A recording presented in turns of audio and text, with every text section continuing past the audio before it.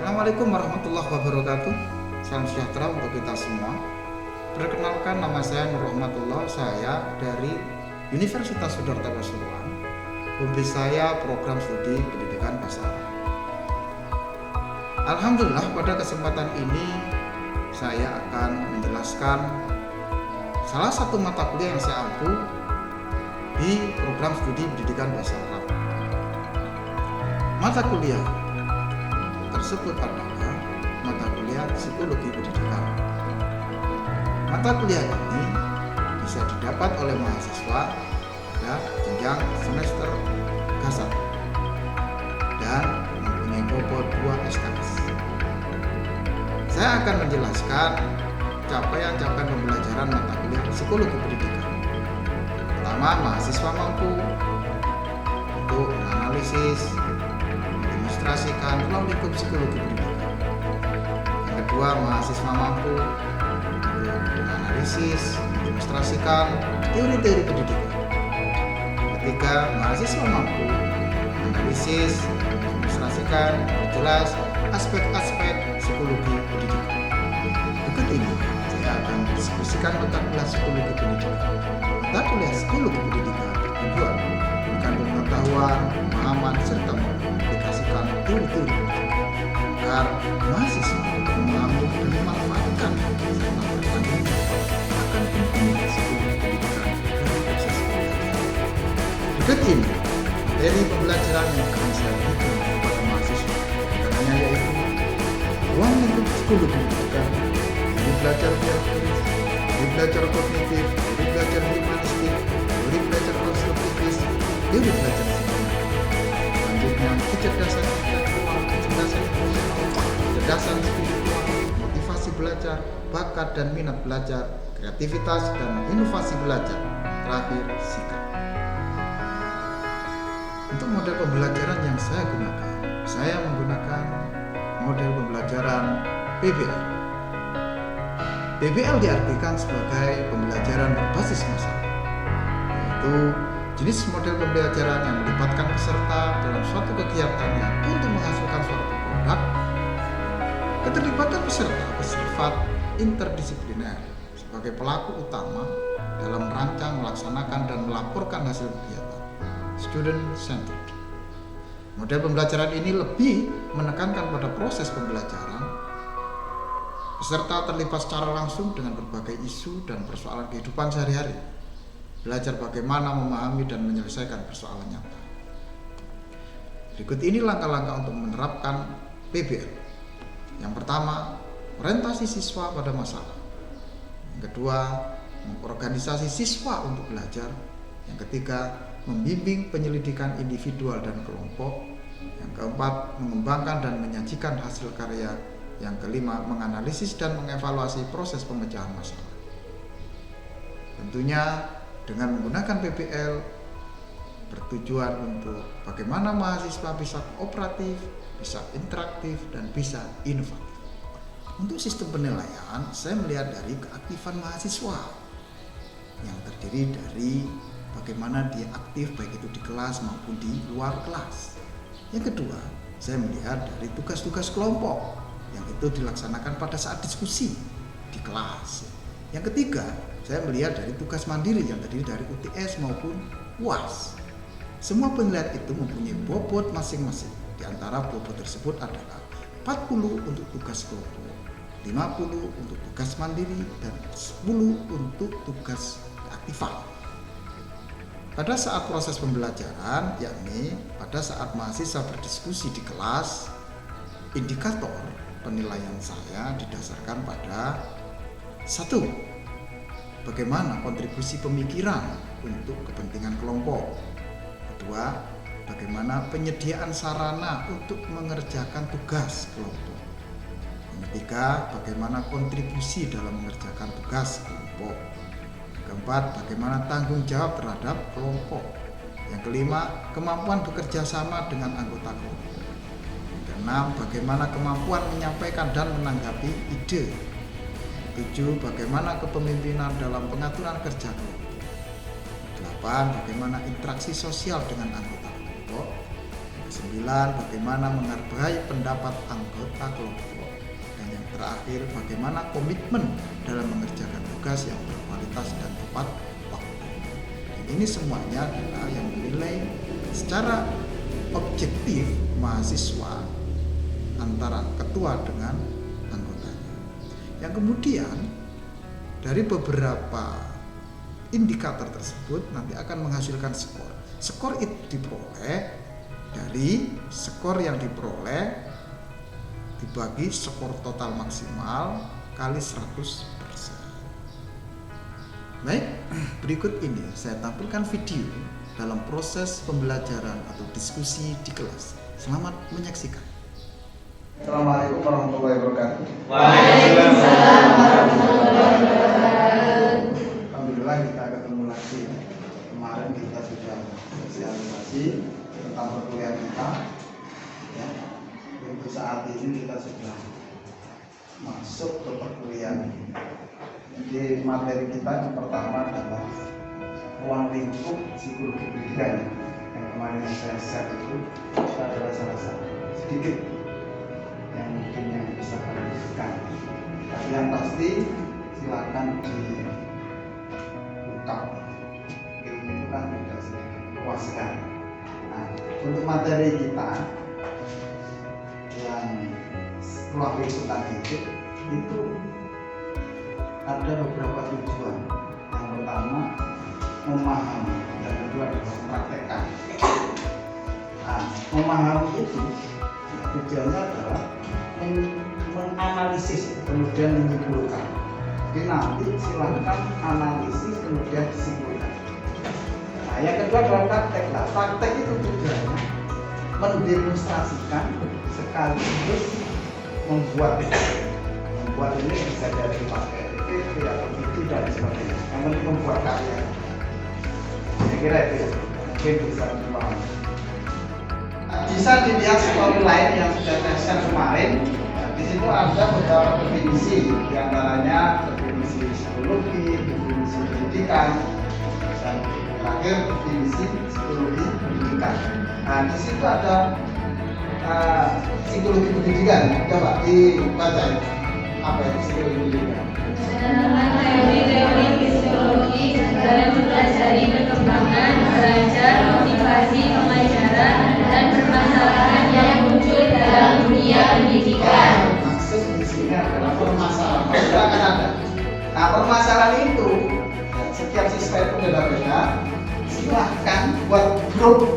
Grup ini bikin 4 masalah apa saja yang di situ, kemudian cari solusinya. Yang tentunya mungkin nggak sama kan, kemungkinan pun juga repot antara sana dan sini. Silakan cari masalah satu saja, kemudian cari solusi.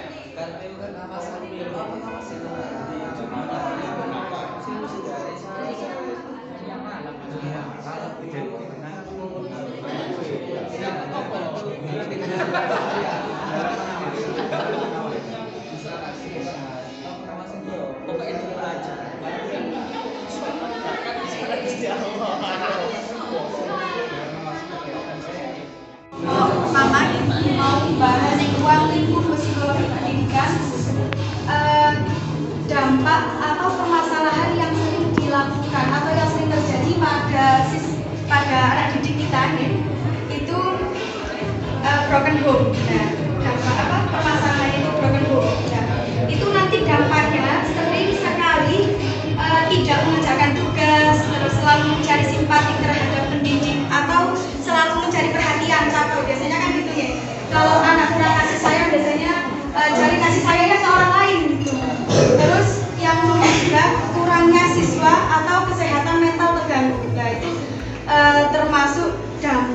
dari broken home. Kemudian solusinya ketika ada anak didik kita yang mengalami broken home, itu satu, ajak anak untuk berpikir positif. Maksudnya kita sebagai teman atau sebagai lingkungannya, kita tuh memberikan masukan-masukan yang positif terhadap dia yang mengalami depresi atau yang mengalami kesehatan mentalnya yang berkurang. Yang nomor dua, membangun kepercayaan dengan mensupport. Nah, apa saja yang mereka lakukan itu kita support. Nah, sebagai ganti dari keluarganya yang broken home itu.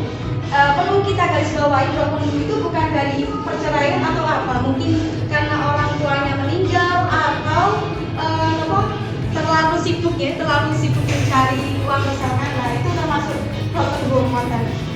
Kemudian yang nomor tiga, memberikan simpatik yang lebih pada anak didik yang broken home melalui lingkungan sama seperti tadi, termasuk kita lingkungannya ya.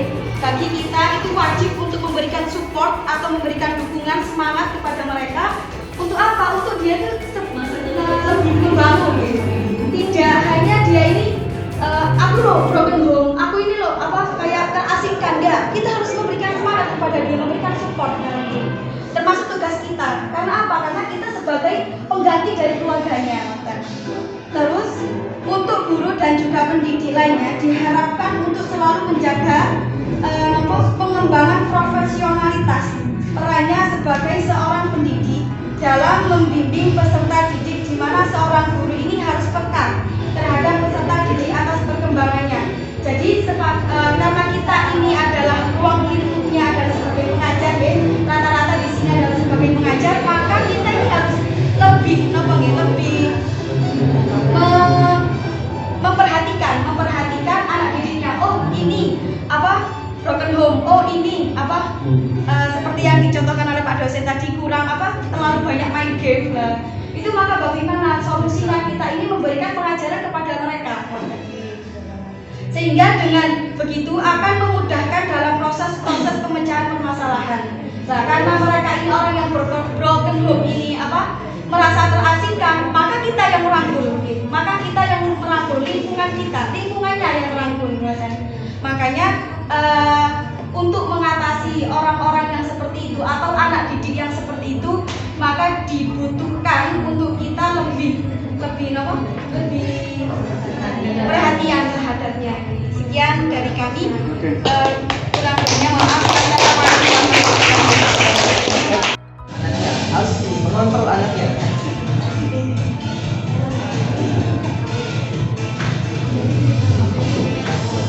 Sudah. Oke, ada tanggapan? Tidak, karena tidak dengar. Ini ada. Kurangan loh Pak, Kurang dengar. Ya. Intonasinya masih kurang. Ini kan katanya kurang dengar. Suaranya Memang gangguan ini ya. langsung Error begitu. Ini kan gara-gara orang tuanya tidak mengontrol. Kurang mengontrol anaknya antara waktu bermain dengan belajar ya. sangat kebanyakan mainnya ya. Iya. Yang kurang mengontrol lagi. Harusnya kan, waktunya main jam segini ya gitu ya.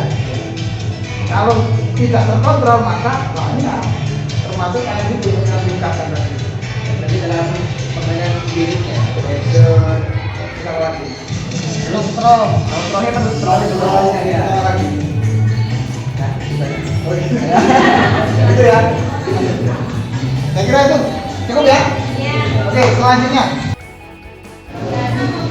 Di sini saya mewakili kelompok saya untuk membacakan rumusan masalah dan solusi. Nah, di sini simpel saja ya. Yang saya akan sampaikan permasalahan di sini adalah pengaruh gadget. Di sini di era modern kita tidak bisa menghindari yang namanya gadget. Saya yakin sekalian semuanya teman-teman juga masing-masing punya gadget. Ya. Karena itulah, karena kita tidak bisa menghindari, saya di sini memberikan sekedar solusi yang saya soroti adalah 3 poin. Karena di video yang sudah dijelaskan di situ ada anak yang pikirannya terganggu dan tidak bisa menghindari gadget. Nah, di sini kita menyoroti 3, yakni 1, peran guru sebagai pendidik, 2, peran anak itu sendiri. Karena di situ di video tersebut anaknya sudah beranjak remaja. Nah, yang ketiga adalah orang tua. Dari 3 solusi tersebut saya akan membacakan yang pertama, yakni tentang mendidik. Nah, bagi pendidik sebaiknya harus bisa memberikan pemahaman. Selain memberikan pendidikan, juga harus bisa memfasilitasi anak, bisa menjadi teman yang baik untuk anak. Selain sisi kita menjadi guru, dan bisa juga dengan memberikan pembelajaran yang menarik sehingga perhatian anak tersebut bisa teralihkan, tidak hanya berpikir tentang gadget, tentang handphone atau game yang sedang dia ikuti saat ini. Itu dari sisi pendidik. Dari sisi anak, di situ anak sudah beranjak remaja, dan anak seharusnya ketika dia sudah remaja, sudah balik, dia sudah bisa memilih dan memilah mana yang menjadi kebutuhan, yang mana menjadi hiburan. Nah, di situ anak harus bisa menjadwalkan paling tidak dalam bisa hari-harinya apa yang harus dia lakukan selama 1 hari. Kapan dia waktunya bermain, kapan waktunya dia bermain handphone, bermain dengan temannya, belajar dan berinteraksi dengan lingkungan sekitarnya. Kemudian yang terakhir untuk orang tua. Terkadang orang tua ya tidak semuanya memiliki handphone atau gadget yang dimiliki anaknya. Terkadang orang tua tidak tidak bisa mengikuti zaman. Terkadang juga tidak tahu apa yang dimainkan anaknya, apa yang diakses anaknya. Nah, untuk itu orang tua di sini juga perlu mengontrol 1, misalnya akses data anak. Anak bisa kita beri tanggung jawab, kalian bisa bermain gadget asal kalian bisa membeli paket data sendiri. Orang tua memberi tapi membatasi. Di jam-jam tertentu kalian bisa akses, dan di jam-jam tertentu misalnya dari uang sakumu atau dari uang itu ya mencari dari yang lainnya, misalnya seperti itu. Orang tua mengontrol. Kemudian orang tua juga harus diberi sosialisasi, bisa dari sekolahnya, dari misalnya dari majelis tadi juga bisa diberi pengetahuan lebih tentang pentingnya mengontrol anak, dari mengontrol dari segi psikis atau dari kehidupan sehari-harinya. Sekian dari saya, terima kasih. Assalamualaikum warahmatullahi wabarakatuh.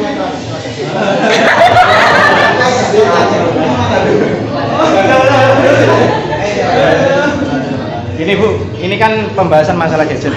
Nah, gimana solusi kita sebagai orang tua maupun pendidik, yang mana anak itu mulai dari kecil sudah kecanduan. Karena kan dari kecil ada anak kecil yang rewel, terus sama orang tua dikasih HP. Saking kecanduannya mulai dari kecil sampai besar, bahkan dia itu habis sekolah tidak langsung istirahat, lebih mementingkan game HP. Sampai ada semboyannya itu, daripada tidak main game, daripada tidak makan, lebih baik main game. Gimana? Nah, di situ yang saya katakan tadi ya, pentingnya sosialisasi dan pemberian pemahaman kepada orang tua pentingnya gadget. Terkadang anak bisa main gadget, orang tuanya belum tentu. Nah, di situ peran kita. Kadang anak demi bisa belajar daring, kita kasih wifi. Nah, berarti kalau kita memberi wifi, berarti kita juga punya tanggung jawab. Kapan anak bisa mengakses itu, atau kapan anak bisa memakai gadget, kan kita sendiri yang harus mengatur. Nah, dimulai dari saat kecil itulah kita harus memondasi anak kita supaya tidak kecanduan HP. Ya, memanage waktunya. Ini maksudnya yang sudah terlanjur, bukan yang Bukan itu kan? Ya caranya itu tadi dengan tidak memberikan akses data kepada mereka. Ya, kalau misalnya anak kecil usia dini, itu kan masih pikirannya kan masih bersih. Kita bisa memberikan motivasi pembelajaran sensorik kah atau motorik kah, atau misalnya mengalihkan perhatiannya anak kecil. Itu untuk anak kecil, mudah kok anak kecil itu diarahkan, asal kitanya yang kreatif sebagai orang tua. Seperti itu. Kalau untuk anak remaja, ya berarti anak remaja juga harus dikasih pemahaman bahwa nak, kamu sekarang sudah bisa memilih mana yang benar, mana yang salah, mana yang kebutuhan, mana yang hiburan. Dari situ kalau misalnya kamu mau memakai akses data ini untuk main game, boleh, tapi di waktu tertentu. Seperti itu. Upayakan diskusi ya. Ketika ada permasalahan yang ini kemudian ada solusinya, itu lebih meringankan, membantu pada peserta didik dan para guru didiknya. Dan evaluasi saya kira sudah cukup ya. Nanti ada beberapa instrumen penilaian yang itu saya kasih ke ketua masing-masing. Ada ketua gurunya, yang ketua gurunya itu yang presentasikan. Jadi di situ evaluasi atau instrumen penilaiannya, siapa pada saat diskusi itu yang aktif, memberikan solusi yang praktis, ada nilai. Saya kira itu nanti kita kasih sebaca lupa.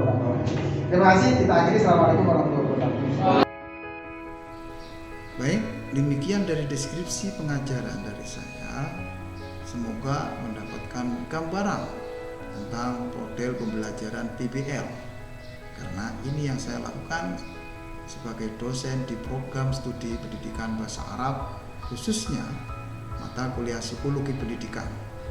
Semoga dengan adanya proses pembelajaran seperti PBL ini akan menjadikan mahasiswa yang produktif, yang inovatif, yang kreatif, dan kooperatif. Atas perhatiannya kami sampaikan terima kasih.